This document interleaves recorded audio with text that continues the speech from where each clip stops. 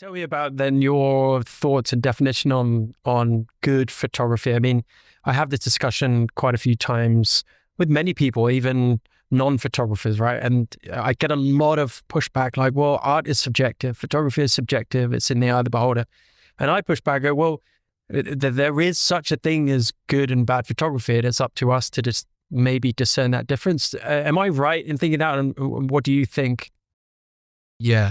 So it's a hard one because you sound judgmental straight away, don't you? Like whatever you say. So I think I'm not trying to decide who's good or bad. I don't really get into that. But I think a better definition than good art or bad art is about how much intention is in your work. Right. So, for example, you can see work that you go, this is bad. It's messy. Like and I think I would suggest sometimes we think that because we can tell that the artist doesn't have a lot of control of their work. They don't, you can see that actually it's more mistakes that they're claiming as art post-rationalizing it, right? And we can feel that. Like that to me, I would say you've got some work to do.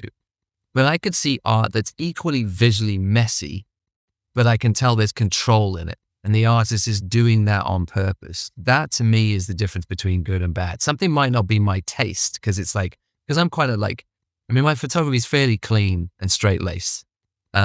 So when I see kind of very abstract, kind of grungy photography, it's not really my taste. It's not the stuff I gravitate towards, but I can still appreciate that it's good because when I look through a body of work that an artist has got, I can see, oh no, this is on purpose. And I can see that they have control within what they're doing here. So I think it's good, even though it's not my taste. But again, I could go to somebody else's work and say, wow, this is equally as messy, but I can tell they're doing this with no control and they're claiming it's art. That's the difference to me. I think it's about intent in their work. Like, is this on purpose or is this you're out of control and claiming it's art? Like, I think that's the difference. Yeah, very well said. Intent with everything. When it comes to, and I want to before we move on, with my last kind of question about YouTube, tell me about, you mentioned a kind of some hateful comments you might get. You must get a lot. I'm sure you don't notice them, but tell me about that. And because I struggle with that.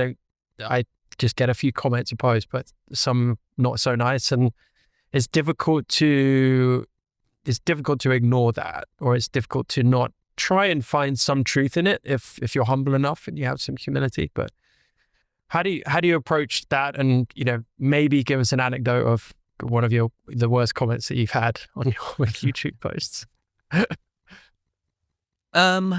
So I've had a bit of a journey with this one because at the start, I mean, for the first year on YouTube, no one cares, right? Usually that's what happens. If you look at the metrics, by the way, just a little aside, have you heard of Social Blade?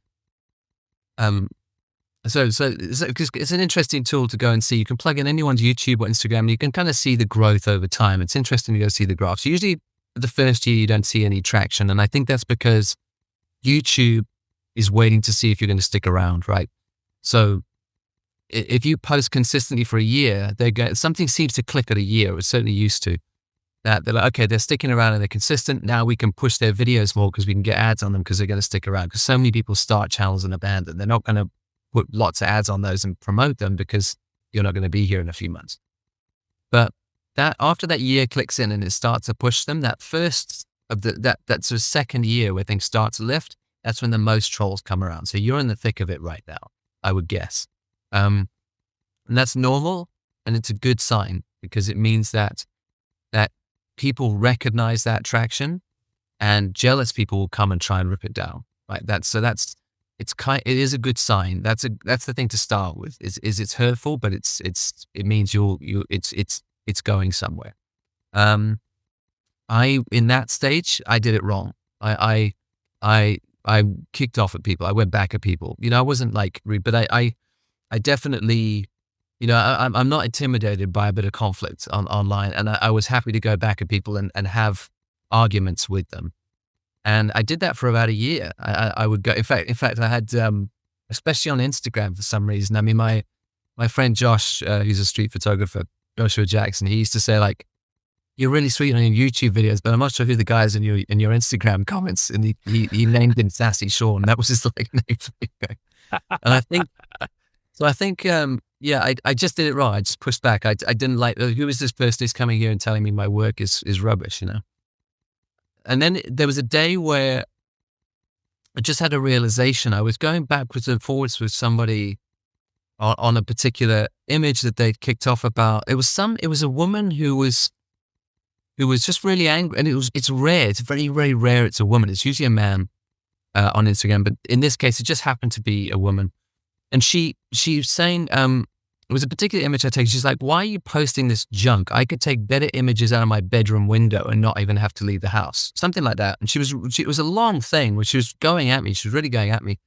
Um, and I was like, "Yeah, well, like, you know, show me. Like, go take a picture of your bedroom window. I can't wait to see. I like good photography."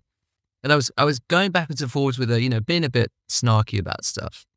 And then I suddenly thought, who am I talking to? Like, I don't know who I'm talking to. And it made me realize, like, it might be a 15-year-old, right? Who is at home, struggling with mental illness, maybe, I don't know, and have abusive parents and is really angry about life, and they're trying to get somewhere, and they're venting that anger at somebody like me because they don't know what else to do, right? And I am potentially intellectually bullying this person because it's easy. Like, I'm fairly secure in what I'm doing. I'm talking on my channel with a big audience that's going to jump in and support me, right? I'm kind of being an ass.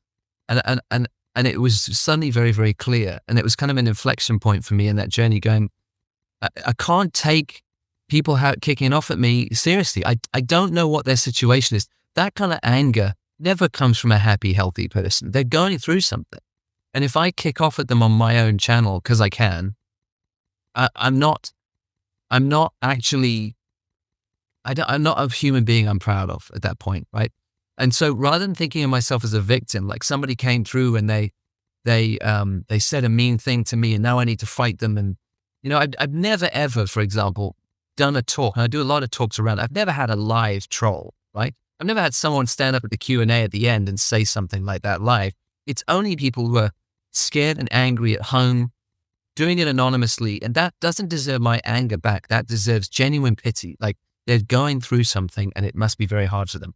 And the minute I switch from victim to actually, I could potentially be a perpetrator here and I need to be careful because this person is struggling with something, it kind of flipped it all around for me. So now I'm very liberal with the use of the hide user from channel button or the restrict user. I don't know if you're familiar with this. So on YouTube, if someone leaves a comment that you're like, well, this is rude or out of line, and the trick for that, by the way, is would you come and knock on my door of my house and say that to my face? Would I keep the door open, or would I go, not today, and would I close the door? Because if I close the door, I don't have to put up with it online either, right? There's no rule that says I have to put up with rude abuse just because it's the internet.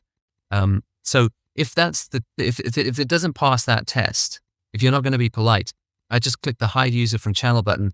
They can still see the comment they posted, but nobody else can. That's how that works.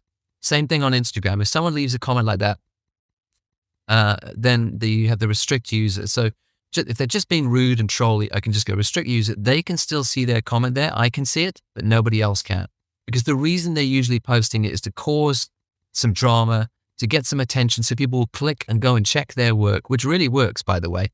So you can't give it oxygen. And the way to do that is just use those buttons to just hide it. Just let it sit there, but they can see it. I can see it. So I've got the message. If you're trying to tell me I've got the message, but you're not going to use my platform to fill it with negativity to get attention for yourself. I'm not going to do that because I want a space that's constructive. And it's not to say that I don't like negative feedback, but I know the difference. Like, some of the best comments I've had have been people who disagree with me or not like something I've done, but they've done it respectfully and they've done it intelligently. I'll have those all day. Those will sit there forever. I like those, but not the rude stuff.